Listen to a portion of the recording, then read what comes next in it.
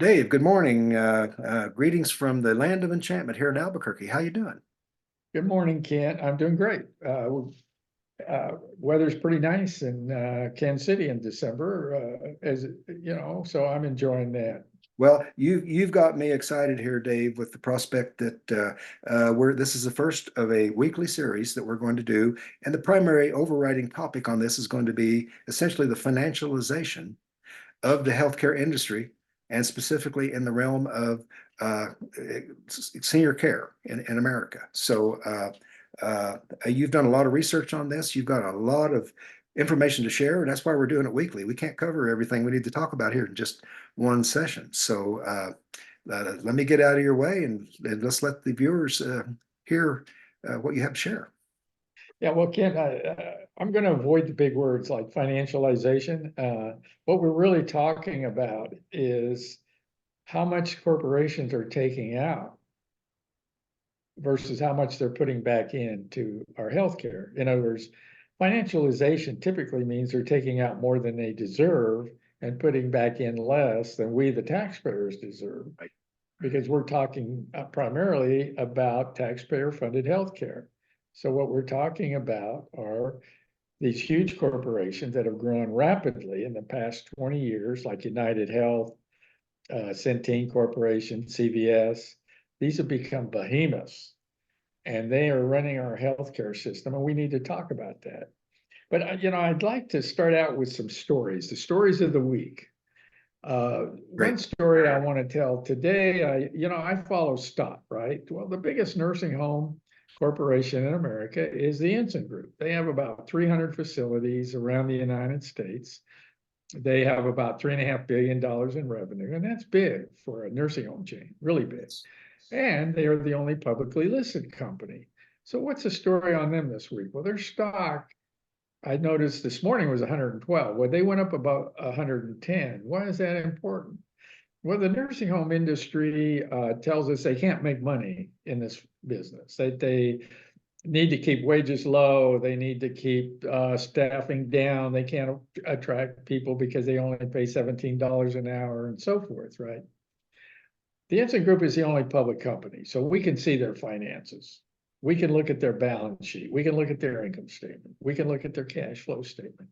This is a really, really profitable company, and we're going to be talking about that. So that's one story that I saw this week, is how well the Ensign Group has been doing. In fact, they've been doing well throughout the whole COVID and down market that we've been through in the last 2 years. Another story that we got this week was that Cigna, and a lot of people have heard of Cigna, which is one of the big insurance companies, health insurance companies, they bought back $10 billion worth of their stock. Well, what does that mean? They bought back 10 billion. Billion with a B. Yeah. That's right. That means they made a decision to take $12 billion worth of their stock off of the stock market, out of circulation, out of their outstanding shares, which raised their price 16% quickly. Why would they do that? Well, their CEO made $31 million last year. And this is taxpayer funded healthcare, by the way. All of their money comes in some form or other from the taxpayers. So, but they didn't pay him 31 million. He didn't get a paycheck for $31 million last year. He only got a paycheck for $1 million last year. That's income tax he pays. The rest of his pay was in stock options and stock awards. So when that stock jumped up, immediately the executive could sell their stock. The board could sell their stock because the board is compensated the same way. They're compensated with a small amount of pay, as we think of pay, a paycheck, but mostly they're also awarded stock and stock options.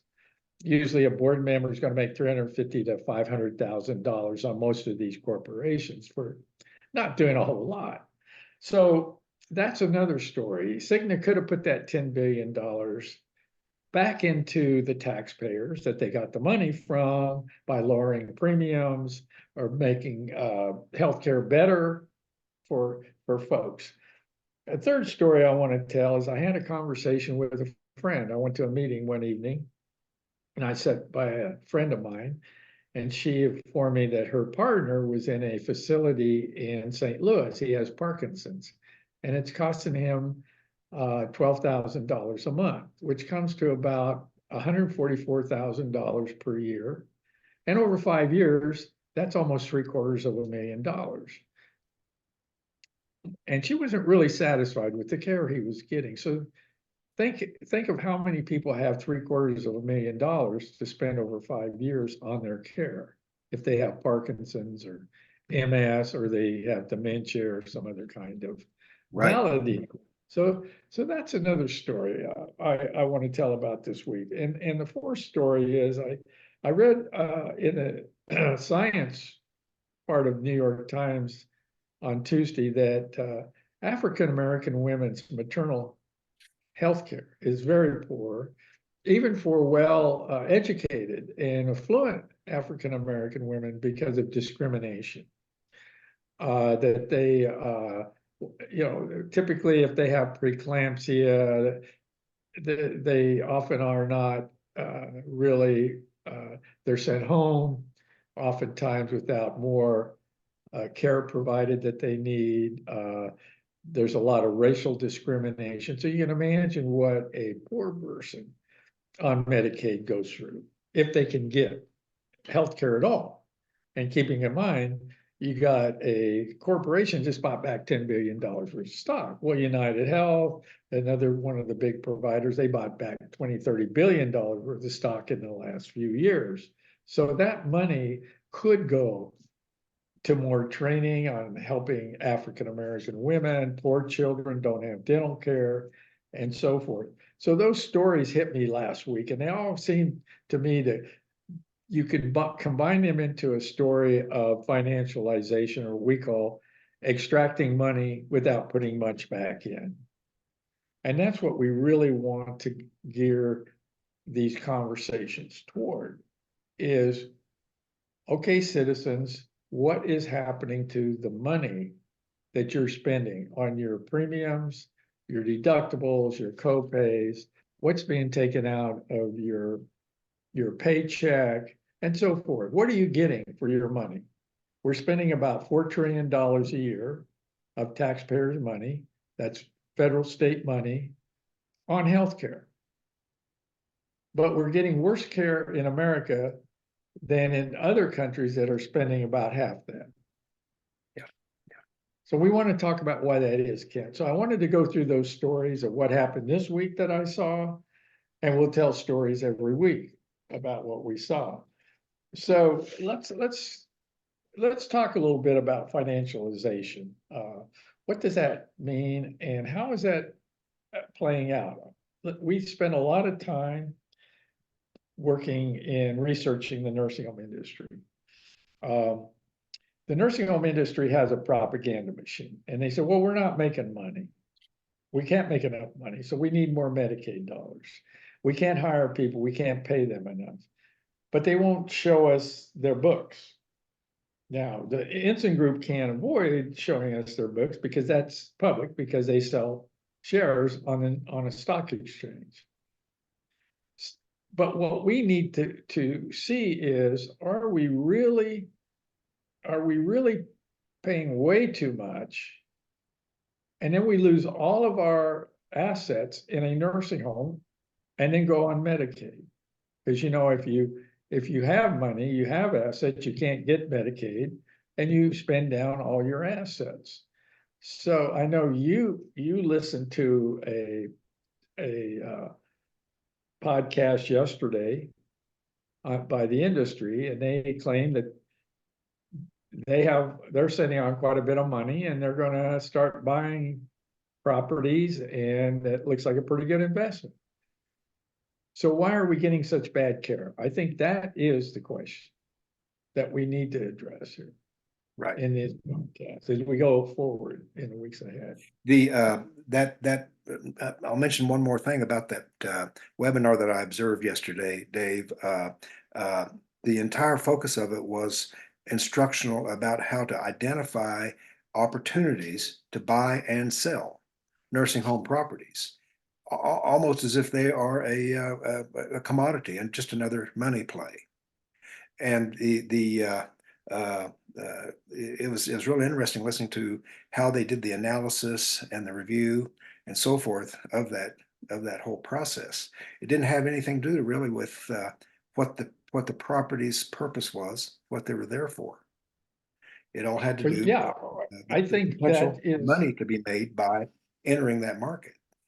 commercial real estate is a bigger part of this industry Yes, than healthcare.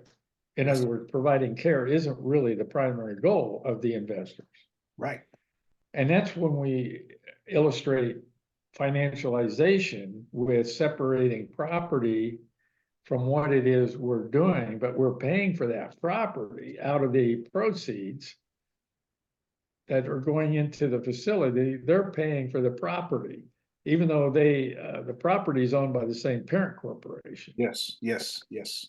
So we Um, separated property from the nursing home right. Now, business. another element of this that I want to share that supports the financialization perspective that you're discussing is they declared or made the statement that 2021 and 2022 were the years for the end of mom and pop nursing home, what they called mom and pop nursing home facilities. And now you can presume that a mom and pop facility would mean a locally owned and a small community property that focuses on caring for the citizens that these people encounter and engage with day in and day out every week, right? Well, Right. so the implication is these corporations you're talking about are swooping into these communities, buying up these properties based on a financial analysis metric that tells them, hey, this is a moneymaker. We can milk a lot of money out of this. And now the mom and pop factor is out of the picture, and the mission of the property, which is to provide great care, that's over. That's over. Well, yes, and that's what I tried to tell the Kansas State Legislature on my testimony one day is that the mom and pop nursing home is disappeared. It's gone. Yep. We know there's an investment bank, say out of Florida, buying rural nursing homes. Why would they be buying rural nursing homes if it wasn't a profitable venture? Right. Right. I think another thing that you're saying is as these nursing home chains become more consolidated into, and we take Right. one or two, let's say even mom and pop nursing homes, and now we're seeing 20, 25 nursing homes in one chain, 100 nursing homes. The Ensign Group has 300 nursing homes. As they get more as we see more concentration in the market, we see the quality deteriorate because there isn't that individual humanized one-on-one caring, or it's not part of the community that we're talking about. They're not part of the community. Mhm. We know of examples where you have a nursing home that is owned by the community and it's run by the community, and it's a place you wouldn't mind being if you had to go into a nursing home. Whereas the big chains are far more impersonal. It's about the property. It's Right. about the money. Right. Well, Dave, another element of this that we might want to put on the table is when these companies consolidate these properties, let's say a company has 25 units, okay? When they go into the marketplace to buy linens and towels and other types of supplies, they're negotiating a purchasing price based on all of that volume. So they're reducing the cost, the unit cost of operating that property, and that isn't being passed through in the form of better care or lower rates. No, and we see the same in the hospitals, Yes. the economies of scale. Yes. Of course, we saw back in the beginning of the consolidation of moving hospitals from the Little Sisters of Charity to the Healthcare Corporation of America. Right. Right. That became extremely financialized with their charge master, where every item had a price, whether they gave you a pill, let's say an ibuprofen or an aspirin, there was a number on that. And it usually was a very high price. So it's how much can we wring out of every little bit of your body, of your time in our hospital. The nursing home chains do essentially the same thing. How much can we wring out of therapy because we're getting Medicare reimbursement for that Right, right, therapy? right. And the economies of scale tend to lower the overall cost, and they're able to extract more out without putting that money back in. So when we see the economies of scale and more efficiency in terms of finance, we're Mhm. not seeing more efficiency and productivity in terms of care. No, no, That's what financialization is about. it goes into that stock buyback fund. Sir. Absolutely. And so if you have a loan on you have a lender and you buy a nursing home and you have, your interest and your depreciation is going to be a write down for Yes, a period of time. That write down is going to actually make you money because it'll bring you in more than the principal on the loan, right, particularly with accelerated depreciation, right? right. So then you flip the property. So you start looking at this industry behind the curtain and you see this property moving around. The Ensign Group spun out a lot of its property into a real estate investment, a separate corporation. They call that a spinoff. So they sold that property, but it was to a corporation that they're locked into with, and they have deals going back and forth with this property. So they're not going to hang on to a building any longer than it's profitable for them to hang on to that building. Right, So right. that's where you're talking, Ken, about a commodity. Exactly. And price is appreciating, by the way, on these buildings over time. It Exactly. doesn't, when we look at real estate, that's one of the commodities that will appreciate. Unless if you're in a sector of the economy that's going downhill, like office real estate. But generally, or mall real estate, but that's not nursing home real estate. Right. It's not hospital real estate because there's going to be revenue and there's going to be business there. Where if it drops off in commercial office space, right? Right. Right. Exactly. Exactly. Well, we're coming up here on about 20 minutes at this point, Dave, and you've done a really good job of laying the groundwork for how we're going to help everyone understand what's really going on under the layers here that isn't talked about enough, and maybe you're not even aware of. And so, how does this tie back into me and you and our family members and so forth that might find themselves in need of these services? And that is that you need to be aware that the deck is stacked, so to speak, in terms of how they presume to provide a necessary service, but the mission is actually to commoditize the patient as an entity that they can build services off of. And the funds that they're getting are from the government. They don't have to worry about whether or not they can collect the bills or get paid and so forth. It's guaranteed. And that's a really nice situation if you can pull it off. So here's the deal. I mean, this is what's really important, and this is why we're here. The public has to become aware of what's going on. The industry doesn't want you to be aware of what's Right. going on. So we formed a nonprofit called the Center for Health Information and Policy. It's called CHIP, right? Mhm. Our mission is to educate the public, or I hate to use the word educate the public, but to provide the public with information that they need to stand up to this juggernaut, this industry Right. that's really extracting far more from them than they should be extracting, and giving them far less than they should be giving them. And a big area of this, Kent, before we sign off, is about data, about information. Right. You and I, our staff, our board, and we have a very credible, knowledgeable board in the area we're working in data and scholarship on nursing homes and business. And we know how difficult it is to get the data we need to really inform the public. We can get the information on the Ensign Group, but we can't on the other 15,000 facilities that are out there, or the several hundred companies in this business. thousands of companies, investors, small groups of investors in this business. They can hide all of their financial information because they're closely held. And therefore, we are kept in the dark. And then they use whatever data they do get as propaganda. And they're getting support for that by the government.